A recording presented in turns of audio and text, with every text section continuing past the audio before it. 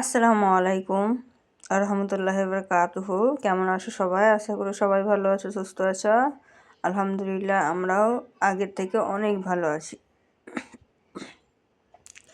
সোনালী রান্নাঘর with village food চ্যানেলে আপনাদের প্রত্যেকে স্বাগত জানাই। আজকে আমি আবারও একটা মাছের রেসিপি নিয়ে এসেছি। আর আজকের মাছটা আমি একটু আলাদাভাবে রান্না করেছি, একটু সবজি দিয়ে পাতলা ঝোল করে রান্না করেছি। আর এইভাবে রান্না করলে কিন্তু শুধুমাত্র এই একটা সবজি দিয়ে ভাতটা খাওয়া হয়ে যাবে।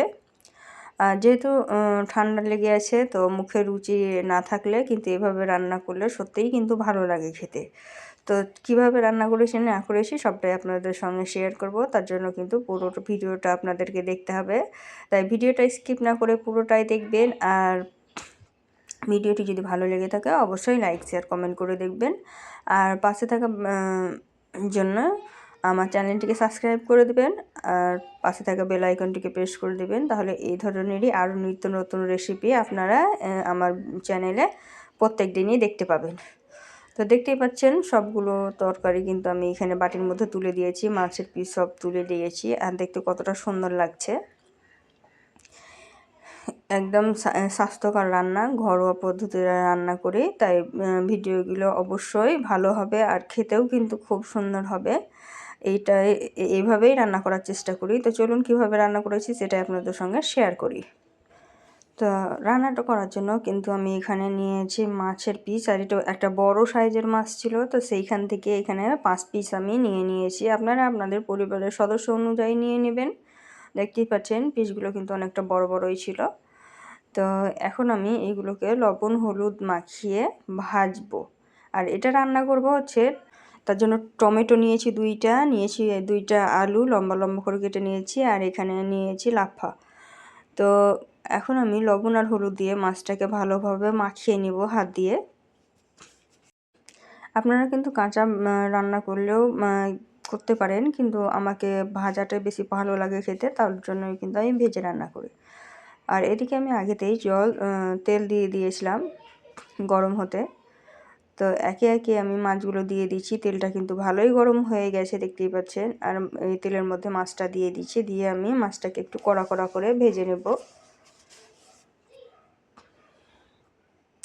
তো মাছটা দিয়ে আমি একটু সাইড সরিয়ে দিচ্ছিলাম। এই তো মাছটা দেওয়ার সঙ্গে সঙ্গে কিন্তু আমি উল্টাপাল্টা করবো না, নাহলে কিন্তু ভেঙে যেতে পারে। তো মাছটা আমি কড়া করে ভেজে নিয়েছি, দেখতেই পাচ্ছেন একদম লাল লাল করে ভেজে নিয়েছি। এখন আমি মাছগুলোকে তুলে নেব। তো তেল ঝরিয়ে মাছটাকে আমি তুলে সাইডে রেখে দিচ্ছি। দেখুন মাছ তুলে নিয়েছি, আর এখন আমি দিয়ে দিব আলুগুলো ধুয়ে কেটে রেখেছিলাম। তা আলুগুলোও কিন্তু আমি লাল লাল করে ভেজে নেব। দেখুন আলুটাও কিন্তু একদম কড়া কড়া করে লাল লাল করে ভেজে নিয়েছি। আর আলুটা কিন্তু আমি তুলে রাখবো না, এখানেই কিন্তু আমি মশলা দিয়ে কষাতে শুরু করব। তো তার জন্য কিন্তু আমি এখানে 4 টেবিল চামচ দিয়ে দিচ্ছি পেঁয়াজ বাটা। তো এই মাছ রান্নাটাতে কিন্তু আমি আদা রসুন বাটা ব্যবহার করিনি, শুধুমাত্র পেঁয়াজ বাটা দিয়ে শুকনো মশলা দিয়েই মাছটা আমি রান্না করব। কারণ প্রত্যেক দিন একই রকমের রান্না কিন্তু খেতে ভালো লাগে না।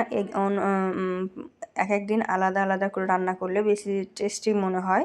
তো তার জন্য কিন্তু আমি আলাদা আলাদা করেই রান্না করি। তো পেঁয়াজ বাটাটা দিয়ে একটু নাড়াচাড়া করে দিলাম, আর এখন আমি টমেটোটা দিয়ে দিলাম। আর টমেটোটা কিন্তু আমি ফালি ফালি করে কেটে নিয়েছি, কারণ টমেটোটা খুব বেশি গলাবো না আমি, কিছুটা গলবে আর কিছুটা আস্ত থাকবে, তাহলেই কিন্তু খেতে ভালো লাগবে। এইভাবেই রান্না করব, তার জন্য কিন্তু আমি এখনই দিয়ে দিলাম টমেটোটা। আর এখন আমি দিয়ে দিব লবণ দিলে কিন্তু টমেটোটা তাড়াতাড়ি গলতে সুবিধা হবে। আর আলুগুলো তো আগে ভাজতে ভাজতে অর্ধেক সিদ্ধ হয়ে গেছে। তো দেখুন এখন আমি নাড়াচাড়া করে কিন্তু মিক্সড করে দিচ্ছি ওই মশলার সাথে, লবণ আর টমেটো সব একসাথে। তো এখন আমি দিয়ে দিলাম অল্প পরিমাণে হলুদ গুঁড়ো দিয়ে ভালোভাবে নাড়াচাড়া করে কিন্তু মিক্সড করে দিচ্ছি। তো হলুদটাও ভালোভাবে মিক্সড হয়ে গেছে। এখন আমি এর মধ্যে দিয়ে দেব লঙ্কা গুঁড়ো আর জিরা ধনিয়া পাউডার। সব কিছুই আমি অল্প পরিমাণ করে দেব, খুব বেশি দেব না। লঙ্কা গুঁড়ো জিরা ধনিয়া পাউডার দিয়ে কিন্তু আবারও ভালোভাবে কষিয়ে নিচ্ছি। আর এটা কিন্তু দেখতেও খুব সুন্দর হবে আর খেতেও খুব সুন্দর হবে। তো দেখতেই পাচ্ছেন টমেটো কিন্তু সম্পূর্ণ গলে যায়নি। আর এই পর্যায়ে আমি কিন্তু লাফাগুলো অ্যাড করে দিচ্ছি, বরবটিগুলো। তো দিয়ে আমি নাড়াচাড়া করে কষিয়ে নিচ্ছি দেখুন। তো একটু সময় নিয়ে ভালোভাবে কিন্তু কষিয়ে নিলেই কিন্তু কালারটা এতটাই সুন্দর আসবে। এখন কষানো হয়ে গেছে, এখন আমি জল দিয়ে দিব পরিমাণ মতো, যাতে করে লাফাগুলোও সিদ্ধ হয়ে যাবে, আলুটাও সিদ্ধ হয়ে যাবে, টমেটোটাও আর মাছটাও সিদ্ধ হয়ে যাবে। এরকম আমি পরিমাণে জল দিলাম, খুব বেশি জল কিন্তু দেইনি, দেখতেই পাচ্ছেন। তো এখন আমি এটাকে ফুটতে দেব। তো জলটা ফুটে গেছে, আর এখন আমি মাছগুলো দিয়ে দিব। তো মাছগুলো আমি একে একে দিয়ে দিচ্ছি দেখুন। এভাবে একবার হলেও রান্না করে দেখবেন, খুবই টেস্টি হয় কিন্তু মাছগুলো খেতে। তো এই তো আমি মাছগুলো দিয়ে দিলাম, এখন আমি একটু নাড়াচাড়া করে মাছগুলোকে ডুবিয়ে দিব, দিয়ে ঢাকা দিয়ে আমি 2 মিনিট মতো হতে দেব। এই তো সবগুলো আমি মাছ দিয়ে ঢাকা দিয়ে দিলাম। তো ঢাকা দিয়ে 2 থেকে 3 মিনিট মতো রান্না করে নিয়েছি, আর মাছটা কিন্তু পারফেক্টভাবে রান্না হয়ে গেছে, দেখতেই পাচ্ছেন।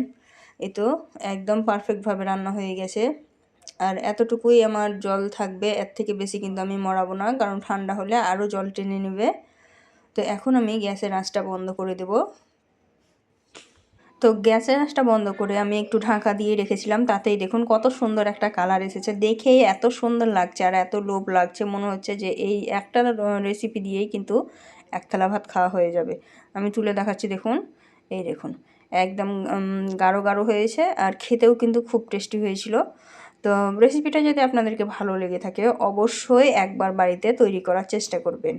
আর বাড়িতে তৈরি করে যদি ভালো লাগে, তবে লাইক, শেয়ার আর কমেন্ট করে দিবেন। কমেন্টে জানাতে ভুলবেন না যে কেমন হয়েছিল। তো এখন আমি আপনাদেরকে পরিবেশন করে দেখাচ্ছি দেখুন।